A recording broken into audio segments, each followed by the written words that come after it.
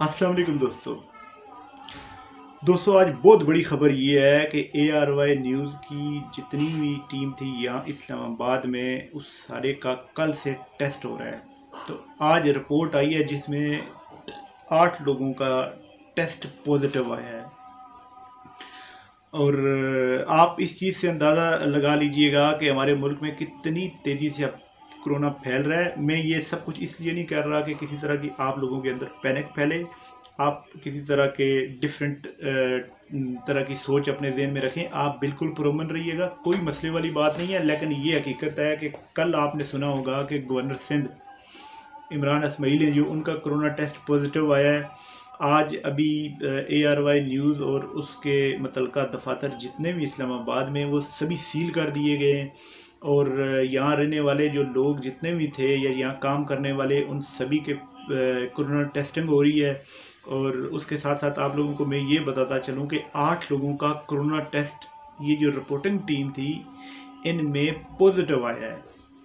इंतहाई दुख की बात।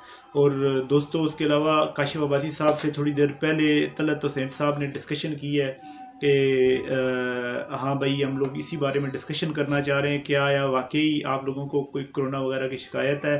तो आप बेशक यूट्यूब पे जाकर उनकी वीडियो देखिएगा। उनका ये कहना है कि हाँ बिल्कुल हमारी टीम में से 8 लोगों का जो कोरोना टेस्ट है वो पॉजिटिव आया है।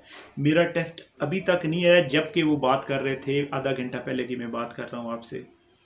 और जबकि वो बात कर रहे थे तलत हुसैन साहब से और ये बता रहे थे, ये डिस्कशन हो रही थी उनके दरमियान कि हम लोगों के दरमियान सेल्फ़ डिस्टेंस रखना बहुत मुश्किल है। हमारी जॉइंट फैमिली सिस्टम है। जो मेरे बच्चे हैं वो 7 साल के, 6 साल के और 5 साल की उम्रें हैं उनकी।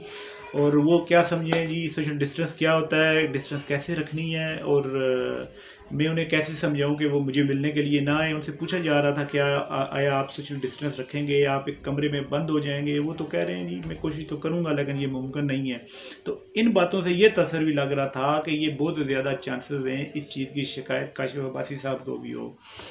और दोस्तों साथ साथ आपको मैं ये बताता चलूँ